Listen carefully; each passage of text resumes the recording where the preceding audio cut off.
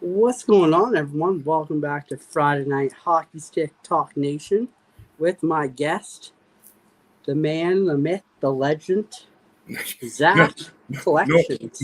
no myth, no legend, and barely. And some days, a broken man. As you can see, as always, down the bottom there, we got what we're going to cover. Of course, we'll get off topic. We always do. Thanks, Zach, for coming. I appreciate it. It's been a long time I coming. know we've crossed paths, but never really interacted much, and it's good. And it's good that we get to change it. Hey, Dan, what's up, John? That's you.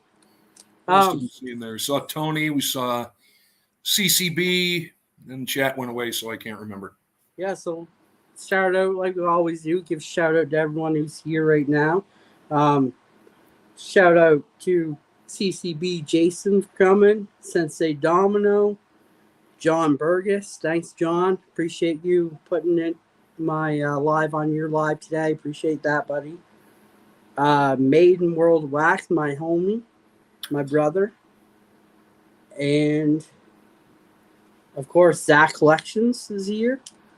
We're gonna let the chat get rolling here, so we'll just talk the shit for right now, I guess. Yeah. Hockey season's coming around the corner.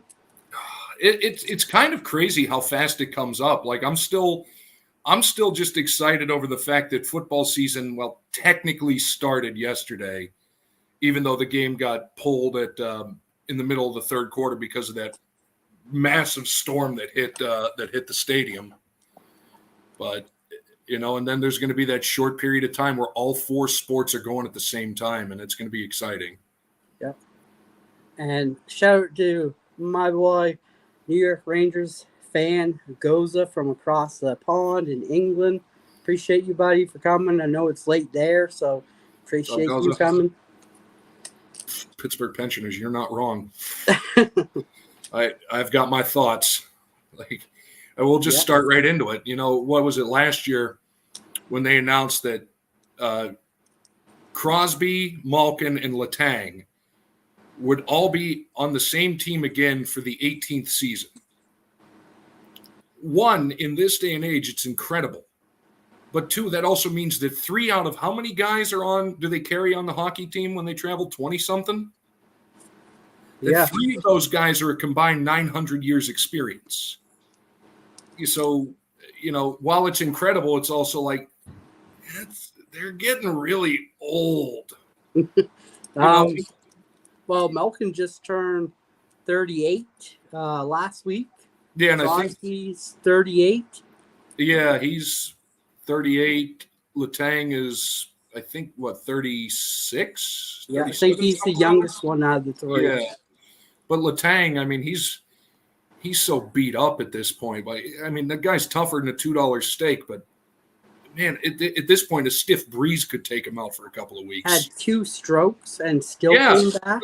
It's amazing that he's still able to function as, in a normal day, let alone play hockey at a competitive level. True. But you're getting old, dude. I guess we'll just dive right in our first topic here. Crosby extension. Is it going to happen? Yes, and here's why.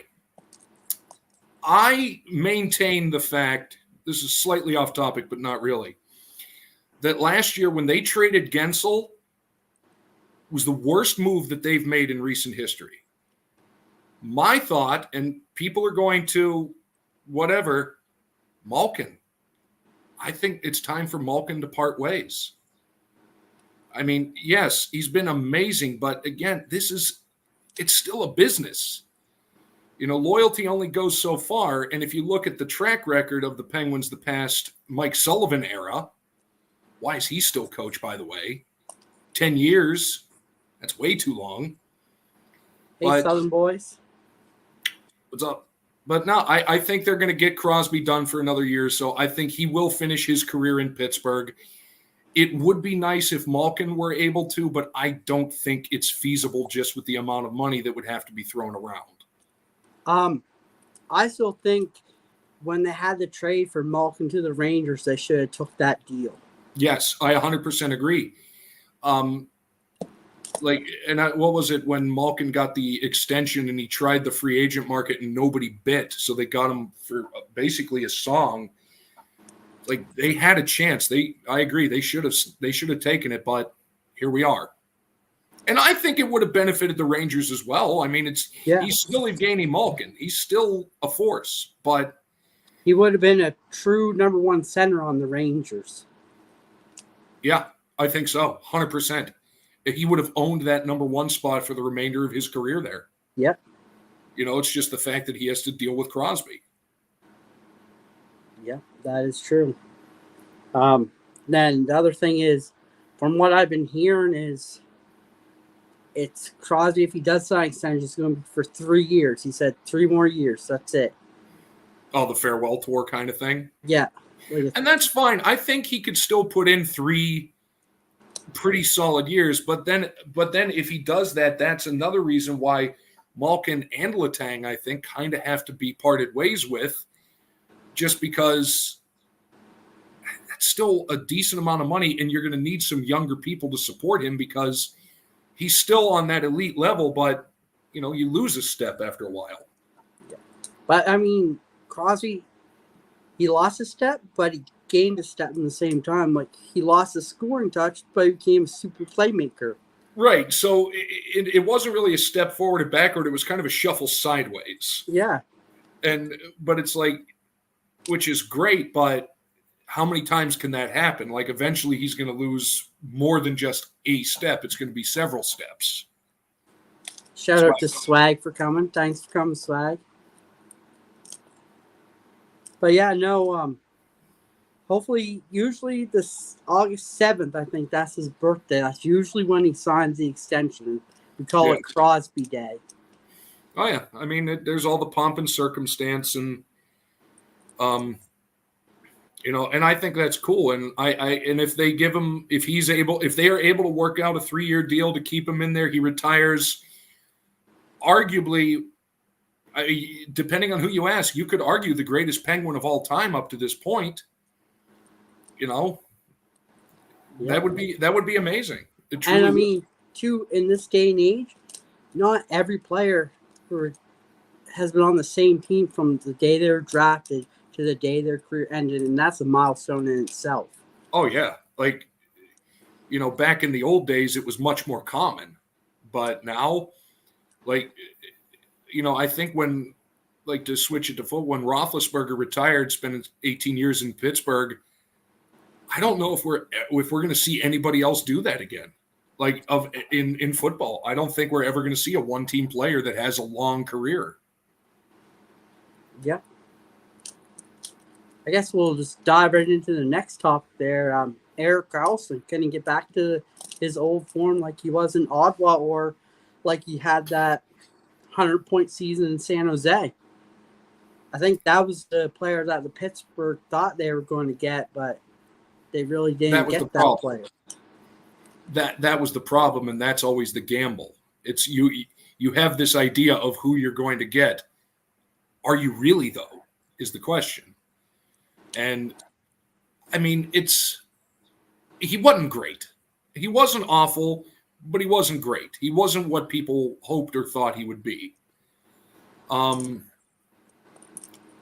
like to think he could bounce back.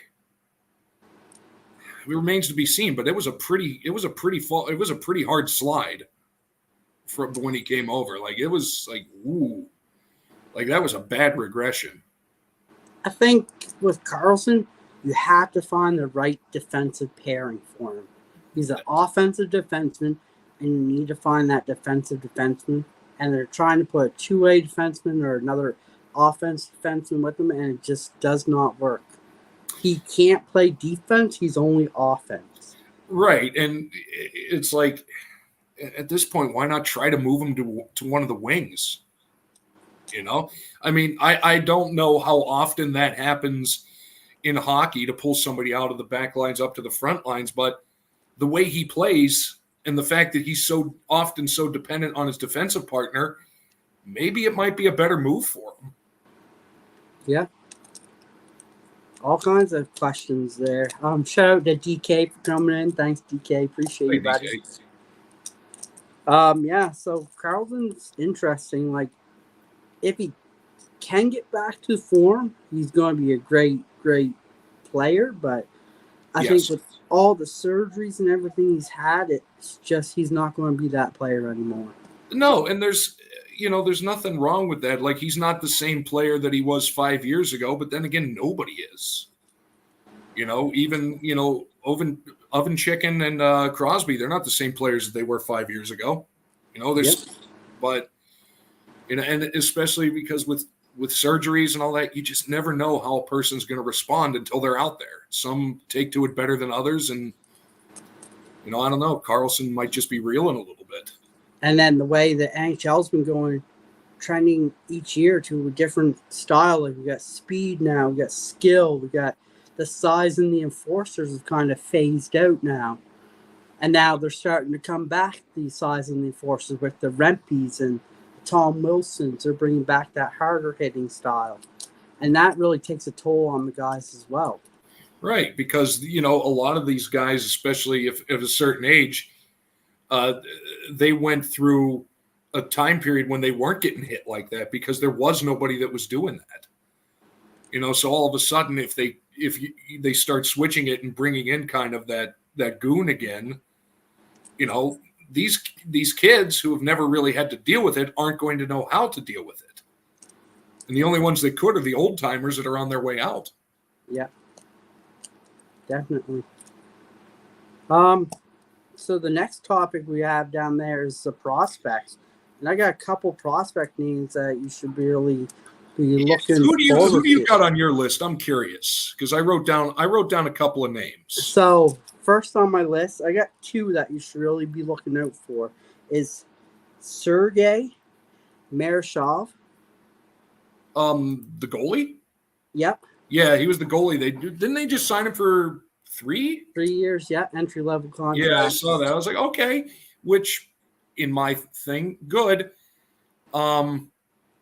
Tristan Yari, man, he's Captain Inconsistency. And he gets rattled way too quick. Later, DK. Yep. So DK. This new kid could be good. What they're saying is he could give the starting goalie position a run for the money. Yeah, and that would be really cool if he could come in and oust who's the kid who was a backup? He played a little better. Delkovich. Yes. He came in, he did okay. Like very similar in stats to Jari, but he had more wins, but a lot of that can be attributed to the team around him. Yeah. But that I think is part of Yari's downfall is when he lets in a garbage goal, he gets in his own head and, good luck holding the other team to under 5 at that point. My thing was, I think they kept the wrong goalie. I think they should have kept Casey DeSmith and traded Jari. Yes, I 100% agree. Casey DeSmith, he wasn't like overly flashy, but at the same time, like he was consistent. Like he was consistently like, all right, not like good, but like, all right. He was your average goalie. He's not going to be elite. He's your average. He'd make this key save when he had to, but he'd keep you into the game too. Right. Like he's never going to be like the money goalie, but at the same time, he's never going to be out of work. He's always going to have a job somewhere. And that's a good utility goalie that right now they're lacking, in my opinion. They don't have that guy who could come in and be like, oh, okay, we're good. We know what's happening. And he'd be a good goalie for like your prospect here coming up to learn from. Oh, yeah. Like because Casey DeSmith could have started all 82 games or 75, and then the young guy could have started, and then he could have picked his brain after start. Yeah, and even, exactly. Like, let DeSmith go in, like, look, give him the first week or so, like, here's how to do it, put the young kid in. Like, all right, well, no, here's how you got to do it. And I think DeSmith wouldn't have had a problem with that. A lot of hockey players don't seem to have a problem with mentoring the young kids. Yeah. My other prospect to look out for is Brandon Yager. I was going to say Yager. Yeah, he's getting a lot of little buzz around him lately. Yeah. He had a great training camp. Like, he turned a lot of heads. Yeah, that's what it is. He is young. And he's signed a 3-year contract, but he's got the 9-day NHL tryout too. So he gets 9 days in the NHL to see what he can do. And then past those 9 days, if he does good, they keep him, and then his contract hits. Isn't that kind of what happened with, hold on, I wrote his name down. Puustinen? Like, he came in, he got up, he got a chance, and all of a sudden it's like, this kid's pretty decent. And yep. I think he's going to be kind of a little sleeper that's sitting around there. But Jaeger, I don't know, with all the talk and then reading all, it's like, okay. And it's nice to have some young talent again. It's like, you know, I always used to joke, it's like, you know, Toronto was the retirement home of the NHL, but Pittsburgh's starting to catch up there. Yeah. Definitely. Yeah. Like, I hope Jagger stays, because I think a little bit of mixed young talent in there is going to rejuvenate Crosby and Malkin a bit too. And that's what it is, because they're going to, you know, like, ooh, there's a youngster nipping at the heels, you know, and then it would be like, ooh, let's see how this can benefit all of us, because if they can get him to a point where he's really providing a lot of support to them, in turn that ups their game, you know, and then it just snowballs uphill for once. But, like, when they drafted Samuel Poulin, I really thought that kid should have been in the NHL. He had so much hype. He would have contributed great with Crosby teaching him. But they kind of left him in the AHL and didn't do anything with him. And that's the problem. It's like we don't know what, and the thing is, now we don't know what could have been, because what could have been never happened. Hey, Tim.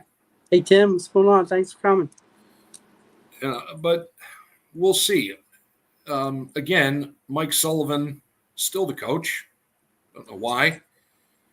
They need to do something. They need to change something. They've been stagnant for like 6 years at the almost to the point where they could go into the playoffs a little further. You know, Sullivan started off House of Fire, pair of Stanley Cups, but then it was just knocked out of the second round. 4 years in a row getting knocked out of the first round. In the past 2 years, haven't even made it. Yeah. You know, that's a problem. You're going the wrong way. Well, you just transferred into the next question, cup or bust here. It has to, like, if they don't, but the thing is, I don't know if they have the talent right now to make a push for the cup. I truly don't think they do. And unlike, you know, the other previous years, I really think that especially if Sullivan can't get to the playoffs, it's time to go.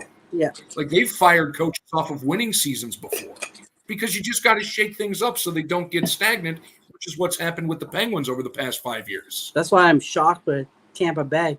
John Cooper's been there forever. Yeah.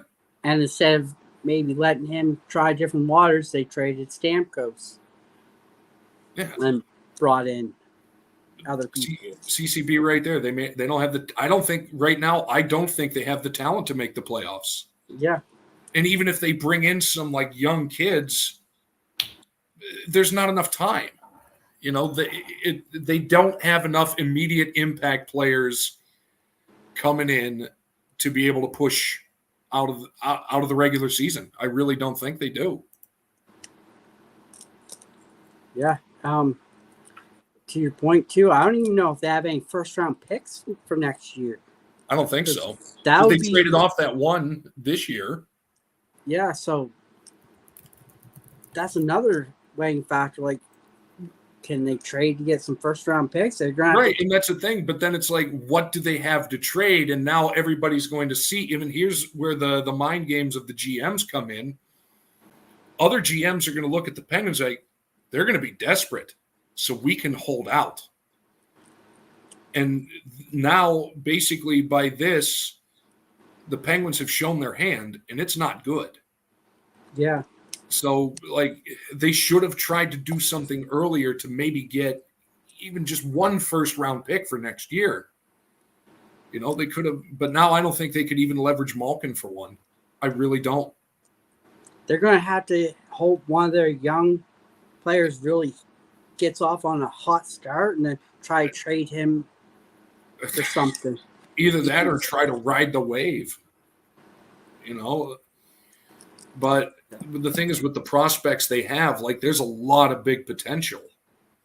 So I'm kind of on the fence, like, okay, well, if one blows up, yeah, you could trade him and get something. But then at the other end, it's like, yeah, but he blew up and we saw it. What could he do with the team around him?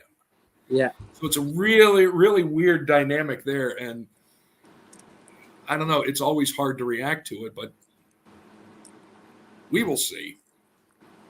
Here's a good one for you. Your thoughts on Kyle Dubas being the GM? I mean, I like how they've changed GMs so many times in Sullivan's tenure.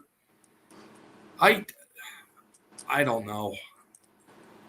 You think they should have hired him, or you think they should have kind of waited and see what else was available? Honestly, I don't know what else really would have been available. I mean, I don't think it's bad. It's just initial gut reaction is like, But I've done that before, and I've been proven wrong. So you never know. I don't know. It remains to be seen. I think he could do good, but I think it's also going to have to come with a shakeup of the coaching staff as well. I don't think you can do one or the other. I think Dubas does really good at drafting. Like, if you look at Toronto, at all the players he's drafted, he does really good for the farm system for drafting players. Yeah, but at the same time, you know, to go back to what we were just saying, they don't have any draft picks. Yeah.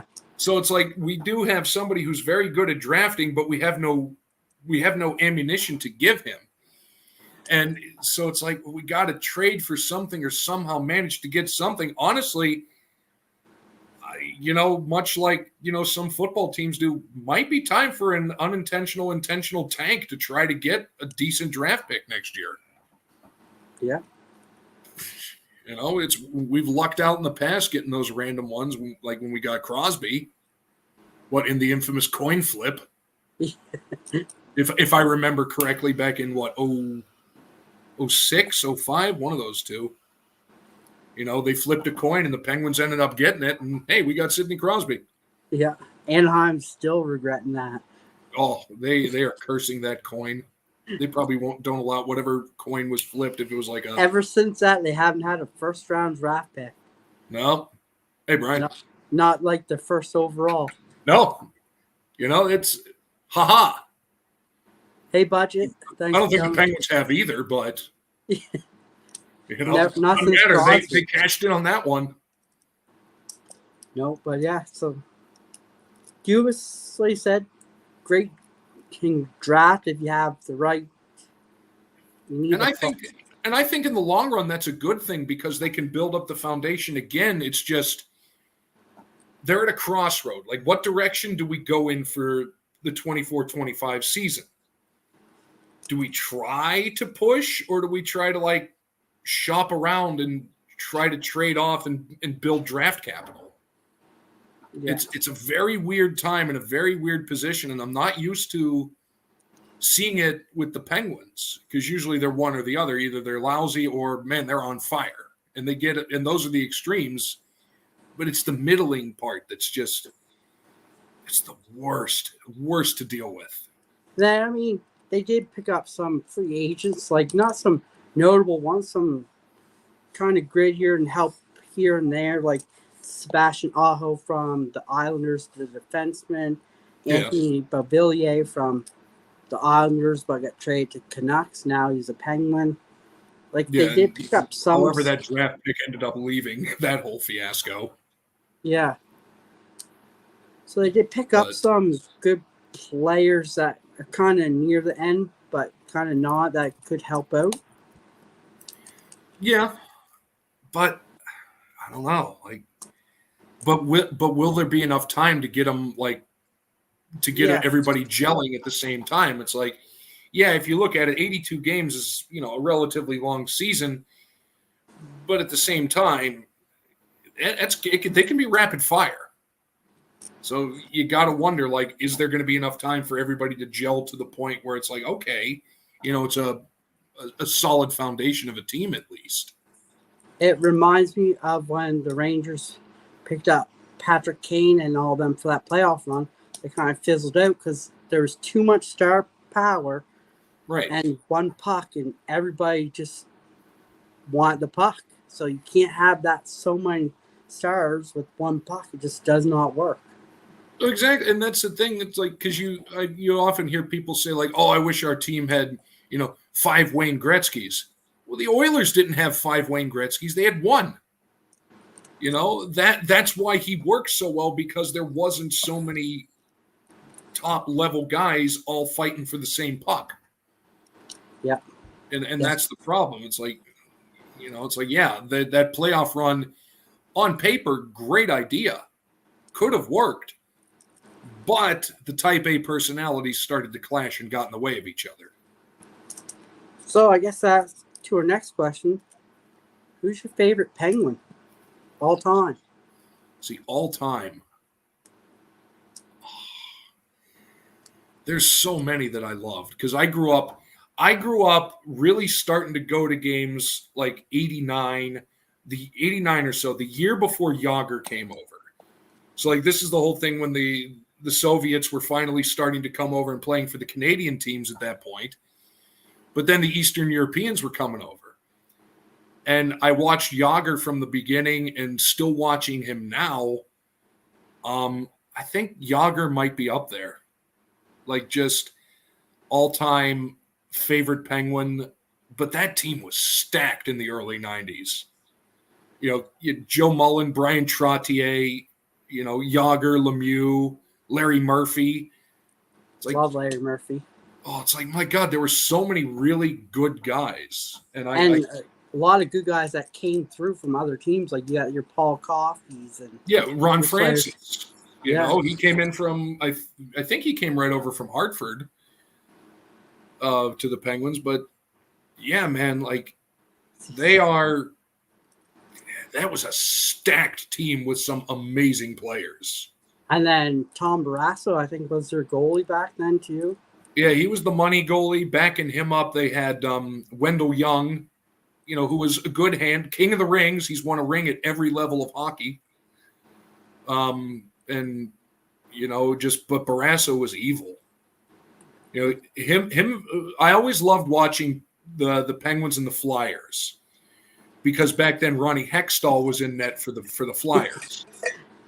And those two guys weren't afraid to throw hands at all. Reggett. Oh yeah, Kenny Reggett. He was the backup, and then Frank Pietrangelo. I remember him from when I was a kid. He's Alex's uncle, I think. Uncle, not father. Uh-oh. What's CCB trying to do? Trying to break me. You're a pro. You got this. Professional. There's so many, man. And then there's guys that I just have the utmost respect for, like Jimmy Pack. I don't think a lot of people remember Jimmy Pack. But right now he is the head coach of the South Korean national team and head of their ice hockey association. He was the first Asian to have his name on the cup. Never going to be a Hall of Famer, but he was one of those guys. You knew he was there because he did his job as a defenseman. And I love guys like that. Maiden said Jimmy was awesome. Oh yeah, I mean Jimmy Pack was just cool to watch him play. But I think I'm going to have to go with Jágr just because of he's this generation's Mr. Hockey, and I've pissed a lot of people off when I've said that in the past. It's I'm not demeaning what Gordie Howe did, but what I'm saying is he's this generation's version of that. And I think him still playing at the age of 52, I think time would agree with me. I wonder who Chat's favorite Pittsburgh Penguin is. Oh, yeah, there we go. Chat, let's hear who your favorite Pittsburgh Penguin is of all time. Mine is Larry Murphy. I grew up when I was a child loving Larry Murphy. That's who I wanted to be playing hockey. Oh, Larry was so good. And then there was guys that came through like after the Stanley Cups in 90 and 91. These guys that came through very briefly, like Luc Robitaille played briefly for the Penguins. You know? JB says Ulf Samuelsson. Yeah, except he sets his card on fire. I think more people liked the other Samuelsson, Shell. You know, weren't related, but Shell was a really good hockey player, and I think kind of underappreciated for the time he spent in Pittsburgh. Maiden says 66 and 68. Yeah, I mean, you can't. I mean, those are two guys that are just iconic in the sport of hockey, let alone in Pittsburgh lore. Yeah, no, definitely. We got a Mario from Budget Rips. I mean, Mario's just. I mean, you think about it, he saved that team twice. Well, 3 times, really. When they drafted him, 84, he came in because the Penguins at that point, their AHL team was better. Back when it was the Baltimore Skipjacks. They were better than the Penguins by a long shot. But I had friends that watched the Penguins back in the 80s, and they're like, you knew they weren't going to win, but you knew you were going to be entertained. But, oh, man, there's just so many great ones. Reagan Hextall, Mustache of the Week. Ron Hextall is just raw evil. And then he was GM of the Penguins for a while. Yeah. Next question for you. But before we get into that, I got a little stat here for you. So Crosby was named one of the best athletes of the century. That's a very interesting thing. I mean, because best athletes. I mean, I'd say definitely in the conversation. That's an interesting one because there's so many great, just athletes that have done, transcended the sport to do other things. But I don't know. I really wouldn't argue that hard that he should be in that conversation. It didn't tell me where he ranked, but it said he was ranked one of the best athletes. So it's I'm curious. I'd be curious to know how big that list is. Even if they're not ranked, just how many people were in the talks. If they're saying it's 50, it's that's still a pretty impressive stat. So the next question is, should they bring back the baby blue uniforms? Third uniform only. No. Third uniform only? Yeah. I know they did it for a year or two when they first came in, in 67, 68. And then there was the whole dust up with the Bruins and the black and gold from what I've heard. But, now it's the city's colors, the city flag, it's black and gold. The Steelers, the Pirates, the Penguins have been the black and gold forever. I mean, keep them as the third uniform, as the throwback to the beginnings. But no, I say stick with the black and gold. Nice. No, good take. Good take. It would kill, and on top of that, the merch people, it would kill a lot of the merchandise. Can you imagine all the black and gold Penguins jerseys that would be just sitting there? Especially if they went to blue, the baby blue permanently. Yeah. Good take. Third jersey, yeah, I could see it. I was really kind of hoping that they would put a new update to the logo a little bit. Or go back to the old Penguin logo, this, almost like a triangle. Yeah, go back to the the mean penguin, the skating penguin, not the fat portly one that was with the blue uniform that had the toque and the scarf. Yeah, he was cool, but then they turned him into the meaner penguin. The penguin head through the triangle, I think, was an abomination, and never should have happened. And those are the jerseys I hate. Even worse than the ones that just say Pittsburgh in diagonal down across them. I would take those over that stupid penguin coming out of the triangle. I think only certain teams can pull off the name going down, like the Rangers. That's iconic for the Rangers. Like, right, they've done it for so long. Now anybody else really that tries to do it, they're gonna be like, oh, just want to be like the Rangers, do you? You know, it's like in baseball. If anybody else wanted to try to go pinstripes, it would just be like ripping off the Yankees. yeah. You know, but no, that's been part of them forever, and because they're one of the older teams, like, no, just leave it alone. Get rid of the Pittsburgh thing. Get rid of that stupid penguin. Yeah.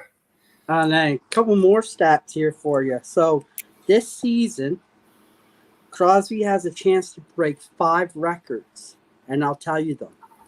So the first one is most points per game seasons. He could beat Gretzky's record this year. Wow.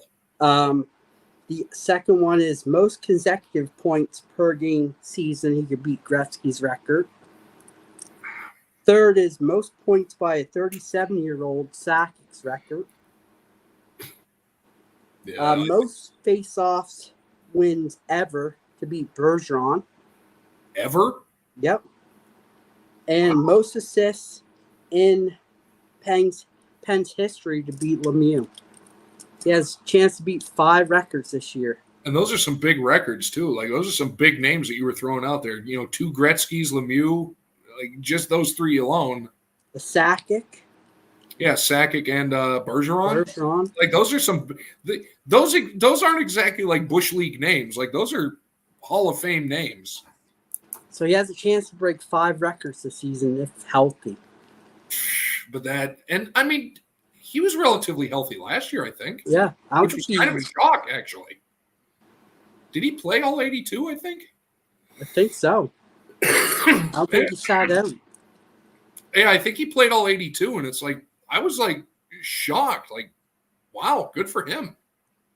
So, yeah, those are some big records that he could break. And also, if, say, today, Malkin, Crosby, and Letang retired, all those are first ballot Hall of Famers. I would think so. Yeah. Just by cups alone and being with the same team. Yeah, cups alone, longevity, and, you know, especially with Crosby, you know, more so than Malkin, the awards, just the trophies that came with it. I mean, Malkin has his share, but Sid, I think, just has more. Malkin this year can break 1,000 points and 500 goals. All he has to do is score 4 goals this season, and he breaks a 500-point goal record. All right. Well, that'd be awesome. Like, especially if, like, he does it in quick order and he's still on the Penguins. Like, but that's the one good thing about when you get guys with those really long, illustrious careers. Is as it winds down, you're going to start to see those. What we used to think were unbreakable records, all of a sudden they might be broken. Yeah. You know, more so in hockey. I don't think like anybody's going to touch a lot of the baseball ones. And I think a lot of Gretzky's records are still safe. There are a lot that we previously thought would never be touched that are, in danger of falling this year. Yeah. Like, I don't know if Ovechkin's going to catch Gretzky. The way he's been downsliding, I really don't think. Yeah. And that's because it's like, and then my fear is like, that's going to happen to everybody. When's it going to happen to Sid?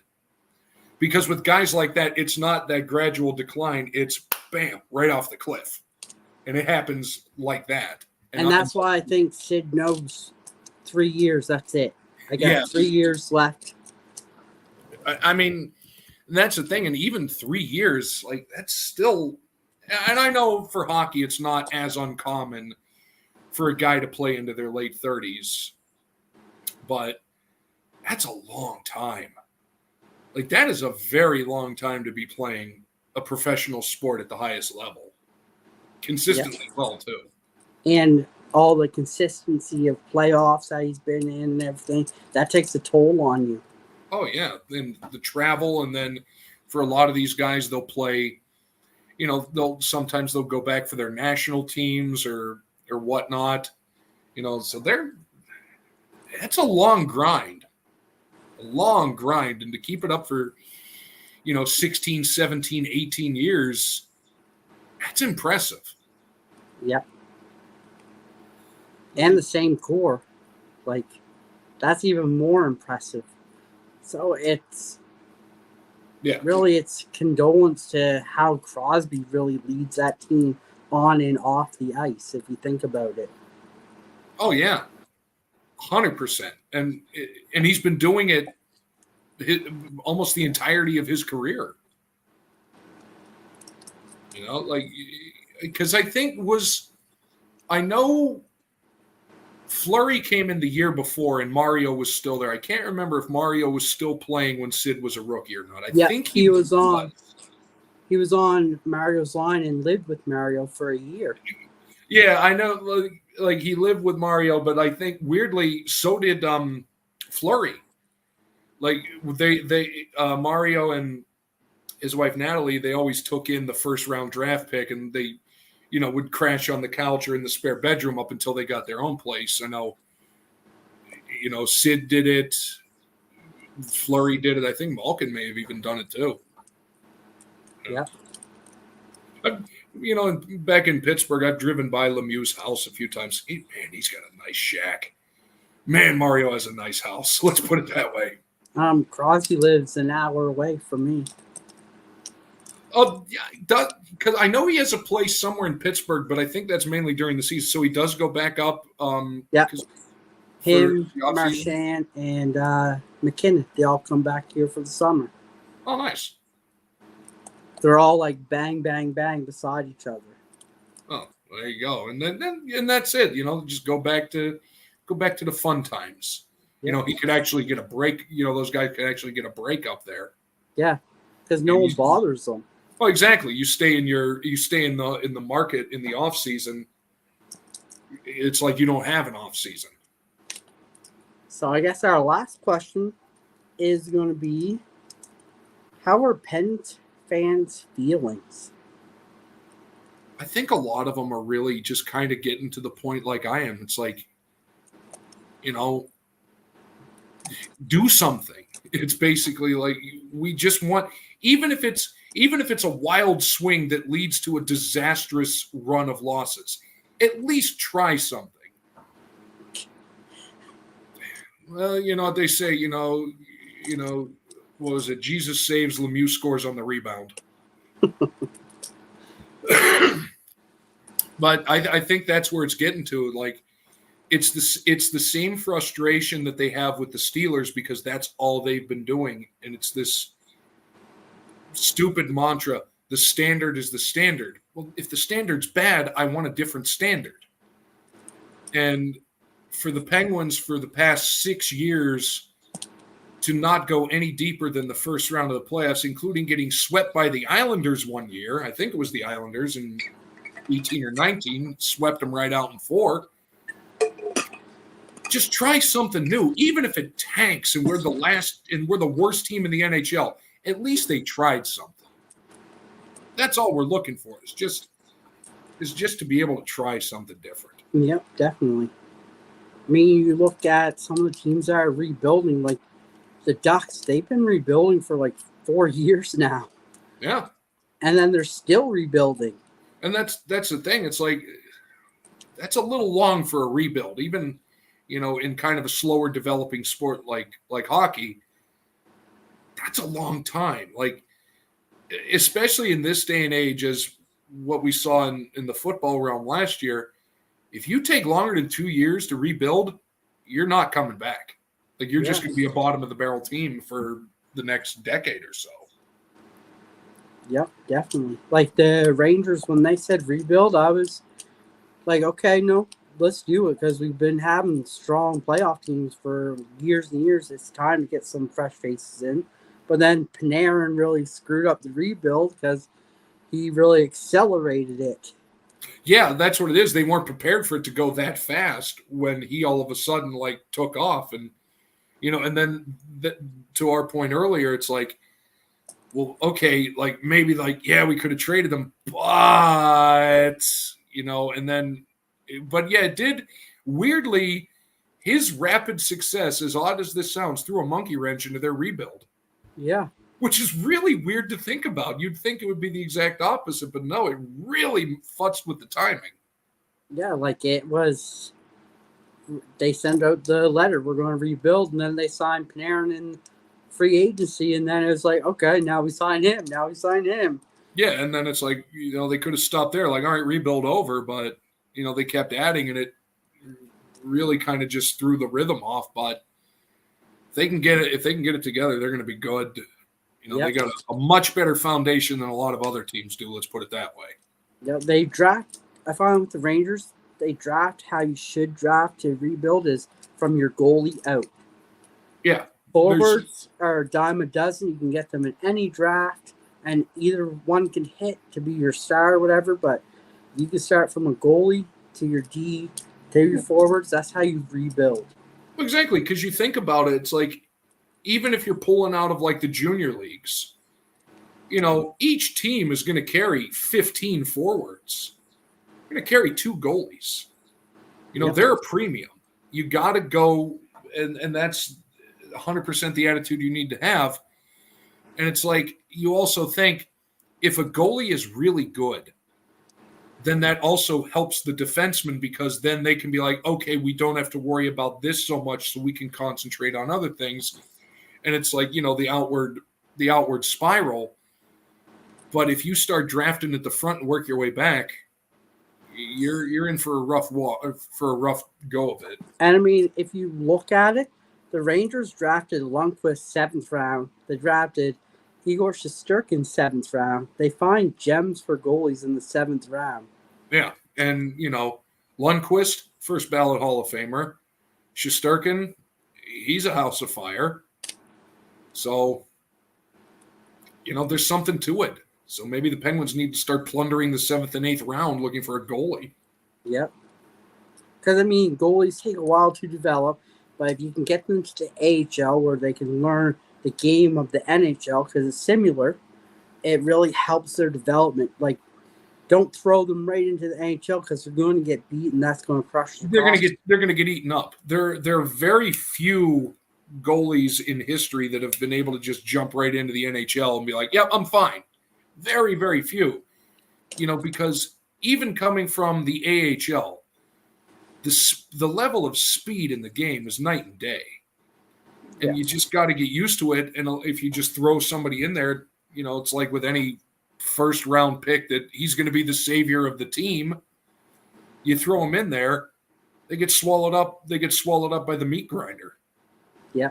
And it's chewed up. Let's put it, there's probably a lot of potential Hall of Famers that were chewed up and spat out of the NHL over the course of time. Guys we'll never hear of because they just couldn't handle it. Yeah, definitely. I always stuck to my guns where I said a rookie should always have to play 1 year in the AHL. Yeah, I think it helps because it's like a transition period, a transition year, because especially coming from like juniors or college, it's a monstrous step. Like, look at Byfield now. He played 1 year AHL and he's tearing it up in the NHL when he came up. Right. Because he had that experience of how fast the game was, how to beat those defenders. And right, because, you're playing in the AHL, more than likely you're contending with guys with a decent amount of NHL experience. Yeah. A lot of guys on rehab assignments or guys it's like, like you're number 26 on the 25-man roster. Like if you were on any other team, you'd be in the starting lineup. It's just, So yeah, that 1 year in the AHL could make a huge difference for a lot of people. Yeah, and he got paid for it now. Like if you think about it, he just signed that massive contract. Oh yeah. And that's the thing. It's like there's some money being thrown around in sports. I like the NHL. The cap goes up next year, which is going to be great. I really hope the NHL doesn't get to the NBA standards where they make super teams. I really don't want to see that because that would not be good. Well, the salary cap usually prevents that. Yeah. That's why it doesn't happen often in football. And if it does, they get maybe one season out of it. And that's it. There's no repeat super teams in the NFL because the salary cap will not permit it. That's why baseball especially desperately needs to start looking to implement some sort of salary cap, because otherwise it's like you got Shohei Ohtani who's making more money in his contract than some teams have on their payroll. Yeah. You know? But then it's like, then you get the wizardry of the GMs and the finance people in hockey and football.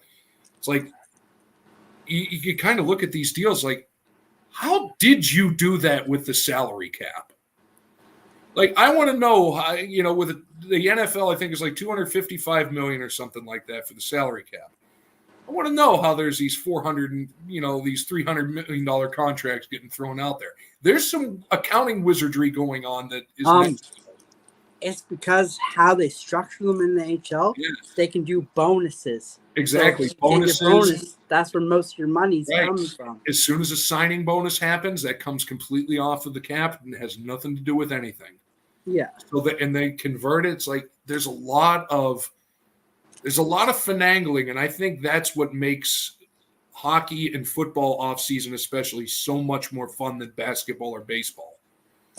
Because basketball and baseball just turns into, okay, which team that wants this guy has the most money? Like, well, that's not fun because you know what's going to happen. Yeah.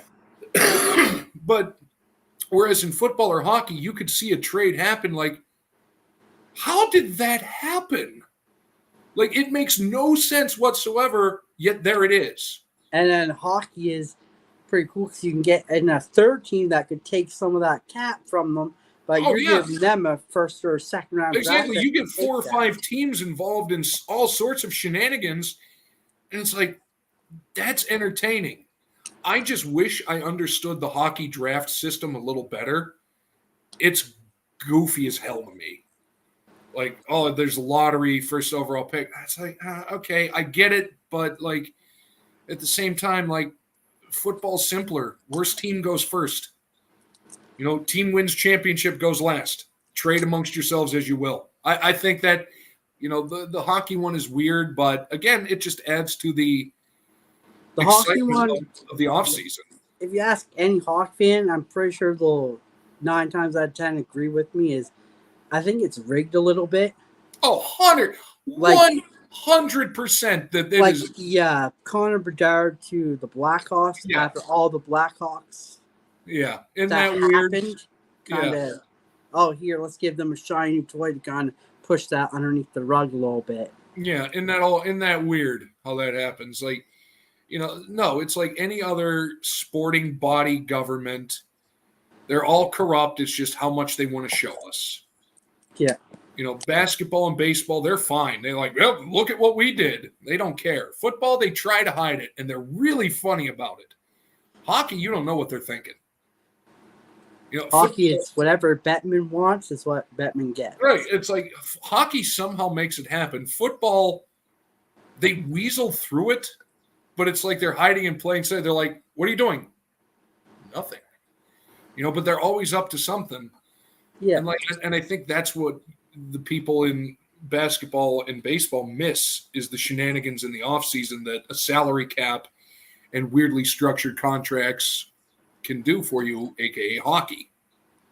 Because if I was thinking about take it when the Rangers got the first overall pick, that's your original 16. We got to get money into there because that's going to pump up more money for our league. Same with the Leafs when they got Austin Matthews. That's a huge market in Toronto. Yeah, I was going to say, I wonder if merch sales and fan base number had anything to do with any of those picks. I wonder how, if that coin back in 2006 was a proper coin. I'm not going to sit here even as a Penguins fan and say there was no shenanigans involved in that. There probably were. It's like, what market's going to give us the biggest and it's money to help us? And also the story. It's like you have Mario Lemieux, arguably one of the greatest players in the history of the game, winding down his career. Who's he going to pass the torch on to?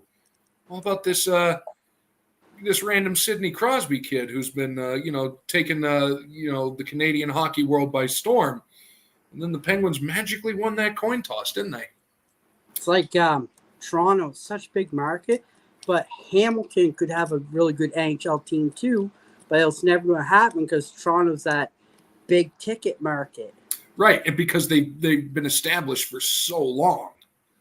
They're the team. It's like you go back in the annals of, NHL history, Toronto's always been there from the start. So you can't not have a team in Toronto. But I mean, Hamilton could hold an NHL team too because it's just as big as Toronto.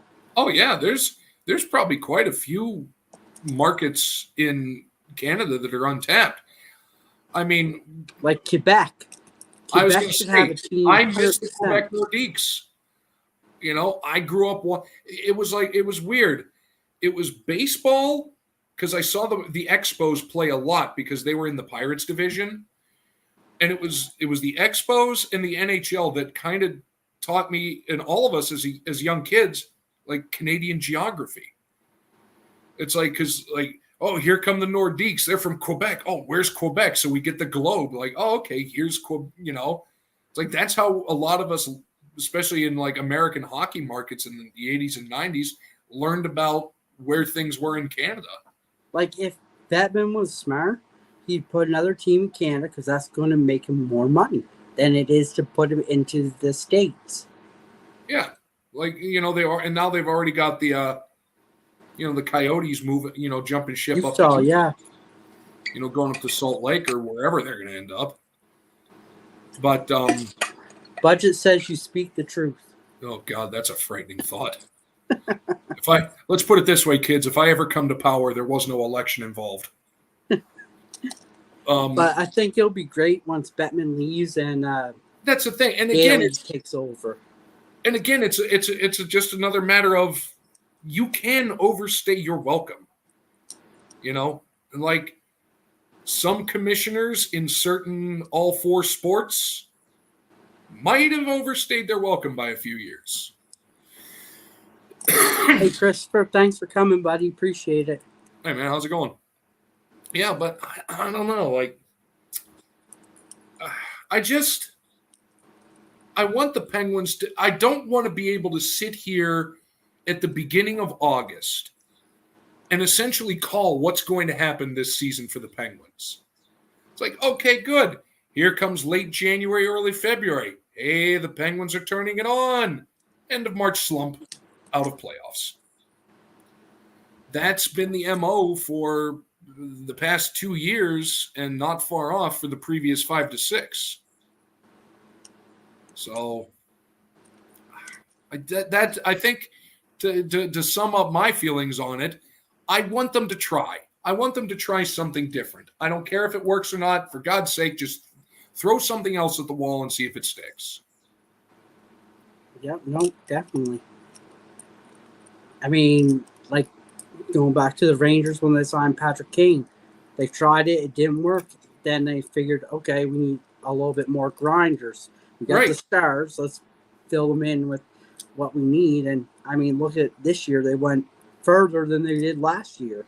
Exactly. Like there's been the progression since that time. It's like, yes, the initial experiment may not have worked out as they planned it. However, it was, a catalyst for them to do other things. I mean, we got Riley Smith from you guys. Yeah, that's probably going to end up biting the Penguins in the ass. Probably.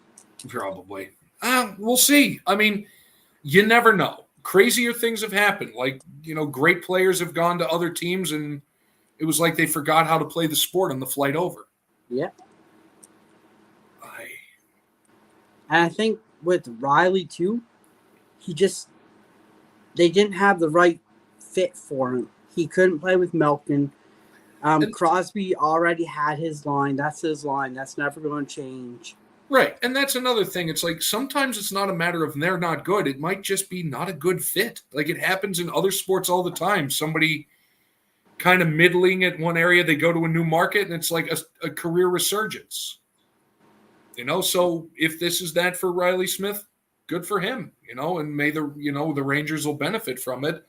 But at least it's like, because he was never a player that you really wanted to hate on. So it's like, if he can go somewhere else and have a good career, all the power to the kid. Like the Drew O'Connor with Crosby. Amazing. Those two worked really well together. It was like Crosby and Gensel. Like Crosby was pissed when they traded Gensel. And he might not say it, but you could tell it from his voice. Oh, no. He never said it, but a lot of people around him said that he said it. And the feeling was talking to a lot of Penguins fans, the feeling was very much the same throughout the fan base. Like, what did they just do? Like that this was is a mistake. That was Crosby's takeover, guys. For when Crosby left, that was your guy to get the seat. Yeah. And I've always been a big, big fan of Gensel. A great player, great guy. And now he's not in Carolina anymore. Where is he at now? He's in Tampa. Tampa. Okay, great. Give them another weapon. Because that's what Jake Gensel is a very good weapon. He's the younger version of Stamkos for Tampa now. Yeah, and that's frightening because they have both versions of him now. Yeah. That's a problem. It was like in the early 90s when they had, Mario and Yager. They had, two sides of the same coin. Now Tampa Bay has that. Yeah. I still don't think they're going to be as good as what people think. Vasilevsky's getting down to where he won't be able to play for so much longer. Yeah. But, see, Christopher agrees. Yep. It's terrible. And I was pissed when they traded Phil Kessel because everybody loves Phil. Oh, I love Phil. Hot Dog Phil should be elected to every Hall of Fame known to man. I got a good collection of Phil. Everybody loves Phil.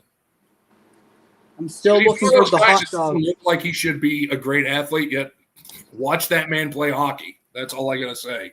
I'm still looking for the hot dog cup card, but that is like a grail card. I got like the Boston one. Nice. And that's the thing, like he's worn so many hats. Like I've got the one of him in the Coyotes. I've got a Coyotes one. There you go. The proper Penguins uniform, the proper logo. Yep. Got the Toronto one for all the Toronto fans. Again, his gear. Oh, good old Phil. And that's it is. It's like, I love Phil, no matter where he goes. No, he's a great guy. He's one of the ones that you love to have in the locker room because it kept it fun. Exactly, because like he's a locker room leader, locker room experience, and he's just a good guy to have around, Trust and Phil is right. I agree, 100%. I'll put that on a coffee mug. People will be like, "Which Phil?" I'm like, "I'll take your pick." I'm still trying to find that hot dog card though. That's the one card I need for my collection. And if I do, it's going to get framed up and go right behind me. Oh, 100%. Like, I would go out of my way to get him to sign that card. Like, and I'm talking not just like, I would go out of my way, like travel, if I could get the opportunity to have him sign that card. Yeah. No, I love Phil. And, like, he was an athlete, but he was like an average athlete, like me or you. Like he but he could score the lights out. Right, exactly. He didn't look like he got carved out of marble or stone. It's like he looked like some guy that you would see on a pond playing hockey and just six-pack of beer after the game and everything. Yeah, no. In between shifts, he'd go over and have a beer and then go out and play better. Like we've all seen those guys in all sports, and that's exactly what Phil Kessel is. He gave hope to the common man. Or smoking on the bench back in the old days. Oh man, old time hockey. Yeah. Piss on Eddie Shore. Old time hockey. But no, Phil was great for all the teams he played with. Really. Yeah, and that's what it is. He was never a negative. He was always a positive anywhere he went, no matter. And he always had the greatest quotes for when he was interviewed. Oh my God, the man was a media darling. Like that man knows how to weave. how to weave a tale and really get all the reporters on his side, which is amazing. I would agree with that. And the laugh was contagious. So when you heard Phil Kessel laugh, it was instant smiles on your face, laughing. Oh yeah, I wouldn't want to be around the person that would hear that laugh and just kind of deadpan it. Like, you don't have a soul, I don't think. And I'm a ginger. I know. I wasn't going to make the joke, but you'd come through the screen at me. I know I'll how just you add one of your souls to my collection. Yeah, I know how you operate. I've known a few ginger females in my lifetime. No, it was great having you. Really good to finally meet you. And I know. Yeah, it's really good. Pass so much. So. But now we have officially broken the ice, as it were. Yeah. Do you have anything you want to show? Any Pittsburgh cards or?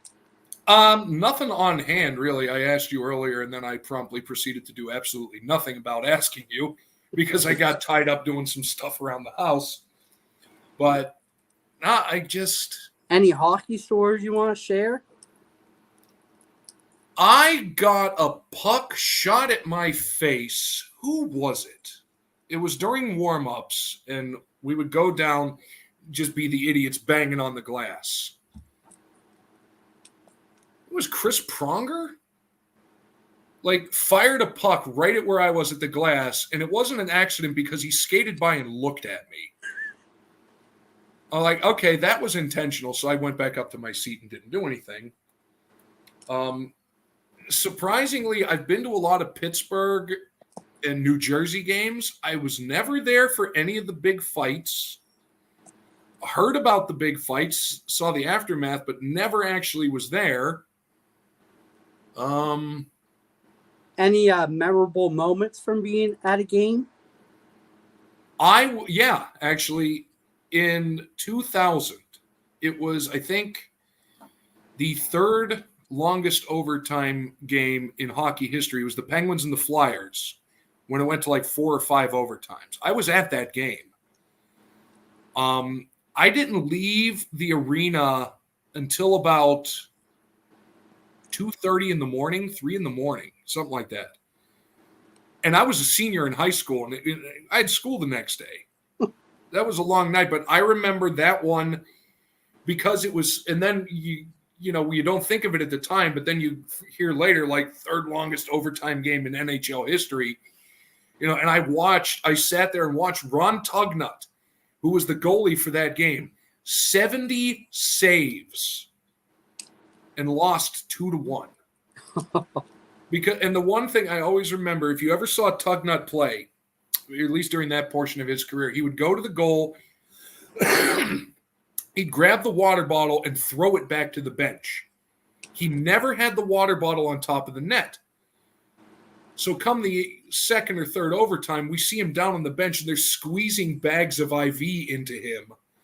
In the 5 minutes in between periods, they ring out a bag and a half of IV into him just so he can stand and continue to play. He played that entire game. 70 saves. And I think it was Keith Primo, if I'm not mistaken, scored the game-winning goal in the 4th or 5th overtime. That was one of the biggest. That's the biggest hockey game I've ever been at. I've never been to a Winter Classic or a Stanley Cup game. That one. That's the one that you'll remember the most. Oh, I'll never forget it because no matter, and you think about it, almost 25 years have gone past. It's still in the top 5 longest games ever. And it's still one people talk about. No, great. CCB says he was with Quebec at the time. Yeah, I remember. Yeah, because that's where I remember first seeing Tugnut was when he was playing with the Nordiques, and then he had I don't even think it was 2 full seasons. I don't think it may not have even been 1 full season that he played for the Penguins. It's just he happened to be in net for that game, and I will always remember Ron Tugnut for the 70 saves in the 2-1 loss against the Flyers. I just want to let everyone know, too, make sure you watch the new video I dropped yesterday for the 250 subscribers giveaway. We're going to be giving away this, and I got another card mystery card that we're going to be putting into it. Oh yeah, I gotta watch that. You sent me that, and I have it on my playlist. And then lost the interweb last night, and then was monkeying around with cleaning stuff up. I guess I'll be catching up on stuff tomorrow. But no, this is fun, dude. Zach. This is a lot of fun. I appreciate you coming, and we appreciate you giving us the time to come and chat. Oh, and then teaser for everybody watching this on the rewind or still in chat. Backstage we were talking. There's some big time guests coming up on this thing. So keep an eye out for keep an eye out on DM's channel, because there's some interesting things coming up in the Fridays to come. Thanks, Spicy Action, for coming. Appreciate you. It was great having you. Like I said, we've crossed paths so many times, and now we have officially made contact, and it was an absolute pleasure. Thanks for having me on, dude. And Barry, thanks for coming in. We appreciate you.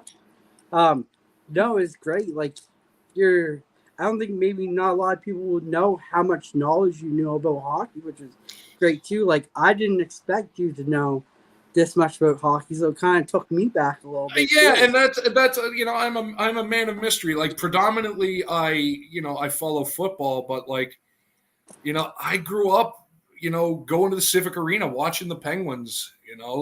Because it's like, man, they got good real quick once they got Yager in 90, because it was like, whoo, everything. He was like that last piece of the puzzle, as was evidenced by the Cups. Yeah, no. But yeah, no. Can history come back?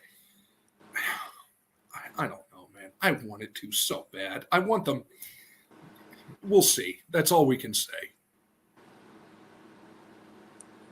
Pat LaFontaine. Ooh. Nice CCB. That's sweet. Yeah, so, and to go on Zach's thing, so next week we have a real big guest. It's going to be a head turner. Like I told Zach backstage, I got a few guests lined up, but next week's going to be, they're all big guests, but next week's going to be one that should really pop the channel off a little bit too.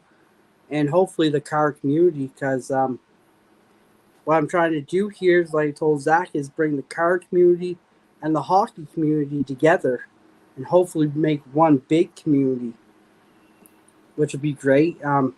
Like we said, like even coming away with some of these names that we mentioned, people might start picking them up. Maybe, oh, I really like that player. Maybe I'm going to start collecting. Exactly. How many times do we see it? Did we see it in the chat? Like I was saying, it's like, oh, Ken Raggett, I remember him, or Ron and Tugnut. He was a really good player. It's like, exactly, like those are the guys, I grew up on, and we're just throwing out names from the past, and people like, oh my God, I remember, I'm going to throw my support one more time to good old Jimmy Pack, man. When they had the Olympics in South Korea, we were watching hockey, and South Korea was playing, and I'm thinking to myself, please do a close-up on Jimmy Pack. Please do a close-up on Jimmy Pack. 5 minutes later, boom, there he is, front and center. It's like, yeah, two-time Stanley Cup champion Jimmy Pack right there. CCB says leave the Habs fans for last. Yeah, we'll have – how many teams are in the NHL now? 31? They'll be episode 33. They'll be episode 33. Sorry, bringing the sticks. Big guest next Friday from Locked On Podcast, from Locked On Minnesota Wild. We have Seth Tupel, which I'm very excited about. That's going to be a cool show. Julie sent me in a couple questions to ask him. Chad, if you have anything you'd like me to ask him, please don't hesitate to send in some questions to my email. Julie sent in a lot of interesting questions that I wouldn't even have thought to ask. So that was really cool to see from her. I'm curious to see what she had to ask, because I'm curious, because she lets us in a little bit, but we really haven't seen the full potential of the hockey brain that Julie has. Some of her questions were like on point. I'm like, Julie, is there anything else? Because these are amazing. Yeah, and then she just fires off 3 or 4 more. It's like, good God, they're even better than the last one. But yeah, no, we got a great lineup. We'll probably have some more recurring guests. I'm hoping to have a couple other people on. Maybe we'll have a chat where it's me, Zach, Maiden, and Leafs Fan Down Under bring in a couple different teams and kind of get different perspectives on. Zach, what do you think of the Rangers or Toronto? And then got a lot of plans for this, so a lot. That's the thing. I think between all the people in the community, we've got every team covered. I'd be shocked if we didn't. Like I said, if you guys know anybody I could reach out to for teams, please don't hesitate to let me know, because I only know a certain amount, and you guys know a lot more than I do. So kind of even get them to reach out to me. Oh yeah, there's going to be some interesting people we can reach out to. I think we're going to we'll come up with some good ones. But next week's going to be a good show. I can't wait for that one. Yeah, next week we're going to have a real fun show. It might be a little bit longer than the hour. It might be a little bit longer than today, but make sure you guys are all there and engage in the chat. If you have a question even that day, let me know so I can ask Seth, because he's everything Minnesota Wild, from prospects to up and coming from college. Like, he's very knowledgeable on the Wild, so it's going to be really interesting and fun. I can't wait for this one. That's going to be interesting. I'm looking forward to it. I'm going to have to see if I can think up a question between now and Friday. But yeah, no. Zach, thanks again. Appreciate it. Hey man, no problem. This is fun. And if you ever have the desire for me to come back and talk smack to David, I will 100% do that any day of the week. Yes, definitely. Notice he's not here. Yeah. Somebody tell him I said that. Actually, you know what? I'll tell him I said that. Commish, I think, works on his own time. Yeah, I'll message him right now. I'll tell him exactly. I'll clip it and send it to him. Like, hey, check out what this guy just said about you. Oh, shout out to Yuki Family Martza. Thanks for coming in, guys. Appreciate it. From Leafs Fan Down Under. You guys are always here supporting, so thank you. Appreciate you guys. If someone in the chat could drop Zach's link, that'd be great. I'd really like for all you guys, even if you're not connected to Zach, drop his link in the chat for some of the people who aren't here. Like, I don't know. Do you know? Was he up at the cottage? David's on holiday. Yeah, he's up at the cottage or whatever they call it up in wherever he lives. The cottage. Canadian land. Cottage. Or the cabin. It's one of the two. The cottage. God, I sound like I'm from Minnesota now. Yeah, but no, appreciate you coming. No, not a problem. Said, you surprised me with your hockey knowledge, because I would never even have thought. I can surprise people when I have to. Like, this surprised me, like, kind of a little bit thrown back, but it's great to see that you know and you're passionate about it too, which is great. It's like that. It's, sports, regardless of what sport it is the glue that holds us together as a civilization. And it's like, it's stopped wars in the past. So I think we should kind of remember what it's really all about at the base. It's bringing people together, not making money. I mean, we're in the same division, but I still consider you a friend. Oh yeah, because I know the Penguins are going to crap the bed. I mean, you're not a Flyer fan, so that's come. The Penguins are going to be starting that slide. What? Somebody make a mental note. Check in on my mental health status, March 3rd, 2025. See how I'm. We'll have to have you on that day. Oh God! It's like I'll be sitting here like the beard will all be sideways. Like, I told you back in August exactly what was going to happen. There you go. There's your teaser for 6 months, folks. We'll see you then. No, it was great. Appreciate you coming, like you said. No problem, bud. Everyone in the chat, make sure you follow Zach. Hopefully, we might see some sports cards ripped from you down the line or something. It'll come back. It's going to take a year, because I hate to be the bearer of bad news, folks. Hockey prices are not going back down next year. No. They realize that people will pay for the Connor Bedard thing. They're not dropping next year. I'm sorry to say, none of the sports are dropping next year. It's not going to drop for another 3 years, I don't think.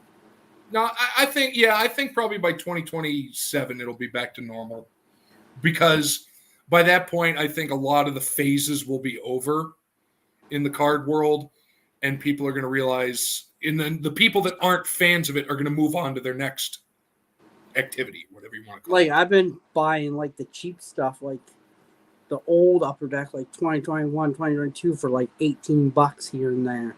Like, Oh, yeah. And now I've been ripping basketball, football, Pokemon, like whatever I find cheap. I'm waiting for some football stuff to come out because this football season kind of excites me a little bit.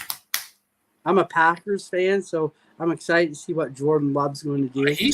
Well, if you ever want to do a football one, get me on there because Jordan Love surprised me. Like, I had a feeling he was going to do what he did, but I didn't think it would be that fast. I still think he needs a bit more weapons around him. Oh, 100%. 100% he needs something around him. But Green Bay doesn't know how to draft. They know how to draft quarterbacks. Yeah, they don't know how to draft wide receivers in the first round. Or when we get one, we trade him away like Adams. Whoops. Yeah, and now he doesn't even want to be in Vegas anymore because the whole reason he went to Vegas is now in New Orleans. Or Jordy Nelson. He was one of my favorites. I like Jordy Nelson. He was fun to watch back in the day. He really was. I'll even throw back my old Packer knowledge. Him and Donald Driver. I was a fan of Donald Driver back in the early to mid 2000s. Great fantasy receiver. And my favorite running back of all time from Green Bay was Eddie Lacy. Jesus, what happened to that guy? He was my favorite running back. No one. He was a beast. Like, he was a truck coming at you. Oh yeah, he was. In all the ways you could describe him as that about sums up Eddie Lacy. No, if you ever want to do a football one, let me know. I'll jump in for football too. All right. Same with you. If you ever do a live and you want to talk, let me know. All right, brother. I just got to figure out what day and I'll be there. That's it. As long as we get it scheduled, everything will fall into place. So with that, thanks, chat, for coming. It was appreciate it. Yeah, 10 in the chat tonight, which is great to see. Thanks, kids. It's going to pick up. You know, it always takes a couple episodes to get something rolling, but then once you catch that traction, you're golden, brother. Oh yeah, you got a good format. I'm not afraid. Like I said, I take chances, dive head first. So. Exactly. You know, take those shots. Take those big swings. You might miss big, but what happens if you hit that ball? That's all I'm saying. Definitely. Appreciate, like I said, you surprised me. Like, I was shocked. Anytime, dude. Anytime. Anytime you want me back, I'll make the time. Definitely, we'll get you back during the season. All right. Yeah, a couple games in. Canadian card. No, not with this guy. Unless it's like the stream to get me to end it. It's like, give me money, or the shirt stays off. Thanks, John, for coming. Thanks, CCB. Thanks, Tim. Catch y'all Budget, later. Maiden, Yuki's family. Good turnout tonight. Yeah, it was a good turnout. Thank you all. Make sure to hit that like and subscribe. And make sure to share it Sunday night. Oh, Trip, you're coming at the end of it. You have to catch the replay. The ears must have been burning. But good to see him popping in. Sensei, reach out to me. I know you like the Stars. Maybe we can get you on for a Stars talk. Reach out to me. I think I have you. So I'd really like to talk some Stars with you. But no, it was a blast. Like I said, you're great to have on. It was a lot of fun. It really was. I had a good time. And look at that. Hour and 20-something went by like blink of an eye. Blink of an eye, baby. We've covered all the topics, which is great.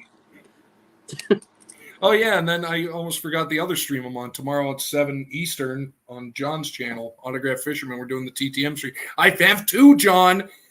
I didn't get anything today, but I still have tomorrow because the U.S., unlike Canada land, we still get mail on Saturdays. So I have a chance to have more than two for tomorrow night. Nice. And like I showed you backstage, I'll send you one of these in the mail, the Hockey Stick Talk Nation. Let's go. So they're numbered, so out of 1 to 10. Hey, yeah, so, that's what I'm talking about. Be the first to get it. That will get peeled then. That'll get put in one of those protectors I have. But no, it was great thanks again. Anytime. We'll definitely have you on again during season. Let me We'll know. talk some Pens, maybe trade deadline or something. That would be an interesting one. Get like a big group of people going in there. Yeah, I'd like to get a group for trade deadline or after trade deadline. Have a big discussion. See who are the winners and losers. That one you may have to do at night because there might be some vulgarity depending on whose team did what. Yeah. Mainly from me.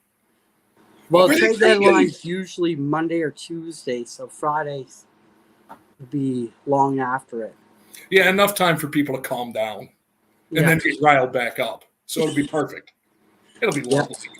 Just bring your beverages. It was just water tonight because the season hasn't officially started, but there will be other things later. All right. Thanks, everyone, for coming. Thanks, Zach. I'll probably see you backstage for a little bit. Yep. If you want to. If not, have a good night. And everyone else, have a good night. See you next Friday at the Hockey Stick Talk Nation.